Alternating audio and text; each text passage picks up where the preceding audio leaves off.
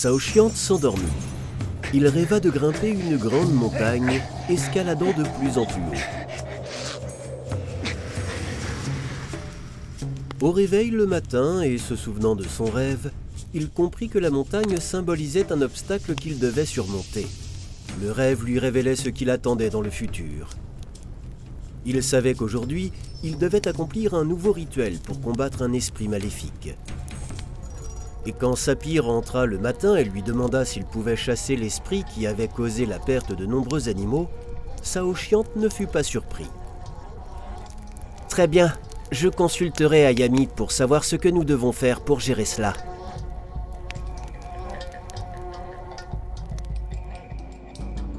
Le soir, il commença le rituel. Les villageois se réunirent dans la yourte chamanique, s'asseyant autour du foyer. Saoshyant prit place en face de l'entrée et commença le rituel par une divination. « Oh, mes esprits, dites-moi pourquoi le bétail meurt-il dans ce village ?» À l'appel du chaman, les esprits protecteurs commencèrent à se rassembler.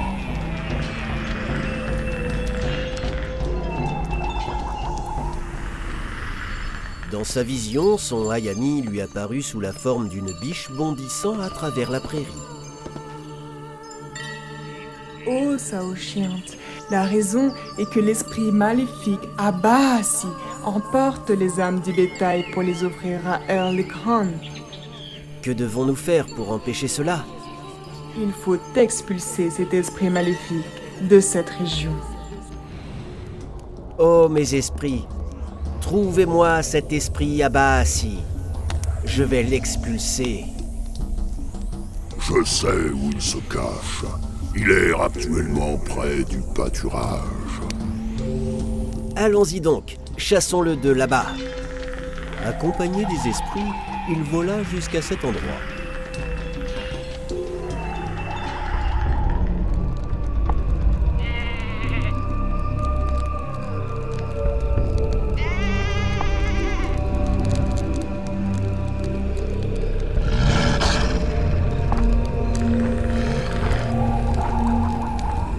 Il rencontra l'esprit maléfique affamé sous la forme d'un loup rôdant près du pâturage, et Saoshyant entama des négociations avec lui. « Ô esprit maléfique Abasi, combien de temps encore vas-tu dévorer notre bétail? Pars d'ici !» Je ne partirai que si vous m'offrez un taureau noir en sacrifice. Après avoir transmis les paroles de l'esprit aux villageois, Saoshyant leur demanda « Avez-vous un tel taureau dans votre troupeau ?»« Oui, mais cet Abasi a déjà pris beaucoup de bétail. Cela suffit, ne pourrions-nous pas éviter de sacrifier ce taureau ?» Saoshyant se tourna vers Ayami avec la requête des gens. « Est-il possible de chasser cet esprit sans sacrifice? Oh ma Ayami, réponds-moi !» Oui, Saoshyant, on peut l'expulser. Nous offrirons un sacrifice aux esprits de Tengri.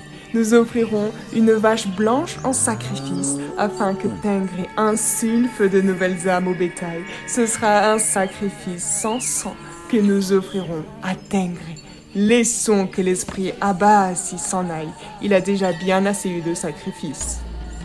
Comme le lui avait dit le Kham du Nord, il existe 3 types de sacrifices. Le premier est un sacrifice substitutif. Lorsqu'une personne est malade, c'est-à-dire envahie par un esprit maléfique qui provoque la maladie, on sacrifie du bétail pour cet esprit. L'esprit de la maladie quitte alors la personne pour l'animal, qui est ensuite abattu, permettant ainsi à l'esprit maléfique de se nourrir des fluides de son sang, c'est-à-dire de son coude, et prend son âme sioux. L'influence destructrice du mauvais esprit passe à l'animal. Cette influence d'un mauvais esprit est souvent liée à un état de faiblesse chez l'homme. Dans le second cas, une personne tombe malade ou des malheurs commencent à lui arriver parce que son coude, sa force vitale, ne suffit pas à maintenir ses possessions, ce qu'il considère comme sien. Cette propriété composée de la maison, du bétail, de la femme, des enfants, de la voiture, de l'argent, constitue son grand corps, ou, comme l'appelait Saoshyant, le macrocorps. Chaque objet, chaque élément de ce corps est lié à l'homme par des fils invisibles. Et pour maintenir chacun de ces objets, une partie de son coude, de sa force vitale, est utilisée. Si les possessions deviennent trop nombreuses, ou si le coût de l'homme diminue, alors des malheurs tels que la maladie de son corps ou de ses proches, des pertes de bétail, des vols, des incendies, des pannes peuvent survenir. Si cela se produit, il est nécessaire d'offrir un sacrifice. Par exemple, on peut prendre un cheval et le consacrer à Ulgen. Ce cheval continue de vivre dans le troupeau, mais personne n'a le droit de l'utiliser, de monter dessus, de l'atteler à une charrue, de le tuer. Il appartient maintenant à Ulgen. En se séparant d'une partie de ses possessions, l'homme rétablit l'équilibre entre son coût et son macrocorps. Dans le troisième cas, on sacrifie du bétail dans le but que l'âme de l'animal, en allant vers la divinité, transmette la prière des hommes. Saoshyant combattit longtemps contre l'esprit d'Abaasi, qui dévorait le bétail. Finalement, il réussit à le piéger dans une figurine enduite de sang et qu'il jeta loin dans la taïga.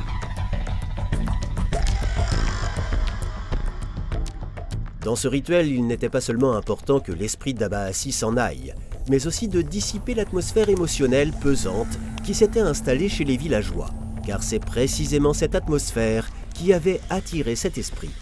Saoshyant savait que le rituel de Kamlani est un acte magique pour corriger les mauvais chemins empruntés par les gens dans leurs rêves, les chemins de jalousie, de rancœur, de peur, d'indifférence, qui les conduisaient au malheur. Après avoir visité Bélovodier, il comprit que chaque personne se trace un chemin, en imaginant tel ou tel avenir, telle ou telle image d'elle-même et sa réaction au monde qui l'entoure. Et il était essentiel de repérer les routes dangereuses et de les éliminer, en créant pour chacun une image correcte d'eux-mêmes et en orientant ses pensées et réactions émotionnelles dans la bonne direction de ce monde. Ô esprit des montagnes et des rivières, esprit de la taïga, esprit de nos ancêtres, protégez-nous encore de l'esprit maléfique Abaasi. Au matin, Sapir amena à la yourte de Saoshyant une vache blanche qui devait être consacrée à Tengri. Saoshyant ordonna aux villageois de créer un corridor de jeunes bouleaux en direction de l'est, vers Tengri, et de placer l'arbre du monde à l'extrémité de cette allée.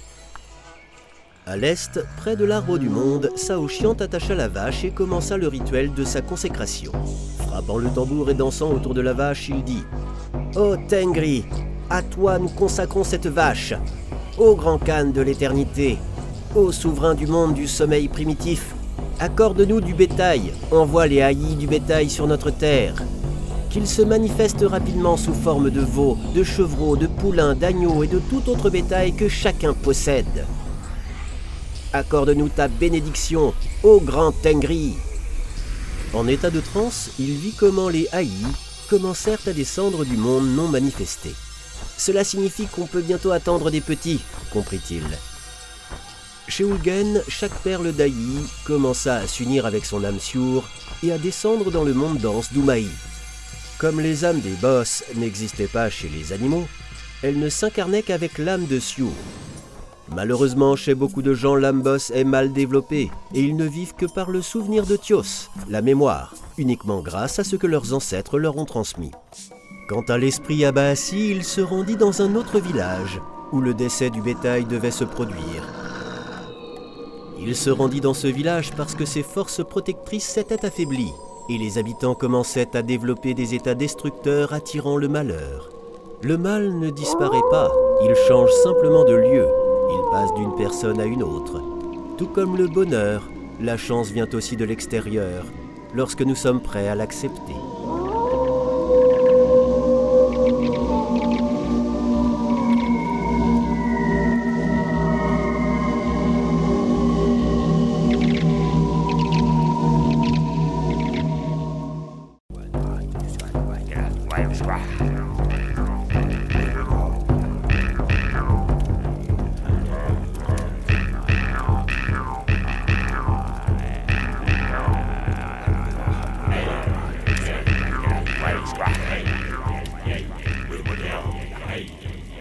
Pendant cette période extrême, où le destin de la planète entière est en jeu, il est très important que la connaissance des anges et des esprits de lumière se propage le plus rapidement possible à travers le monde et atteigne des milliers de personnes. De cette façon, nous pouvons changer l'avenir de toute l'humanité. Alors nous nous tournons vers toi, chère âme de lumière. Partage la connaissance concernant nos livres sages et nos films. Partage les liens vers des vidéos ou des dessins animés. Tout cela est disponible et gratuit. Invite les femmes à des pratiques individuelles, des webinaires et des séminaires. Et le grand esprit de lumière t'aidera, à toi et à ta famille, en dirigeant une énorme quantité d'énergie pour réaliser tous tes désirs. Les esprits lumineux et les anges t'aideront, à toi et tes proches dans tous les domaines. Le fil de la lumière et de l'amour de ton cœur atteint le cœur des femmes en recherche. Et la création du bien, la diffusion de la connaissance de lumière dans le monde commence. Rejoins cette mission de lumière. Aide les gens et Dieu t'aidera.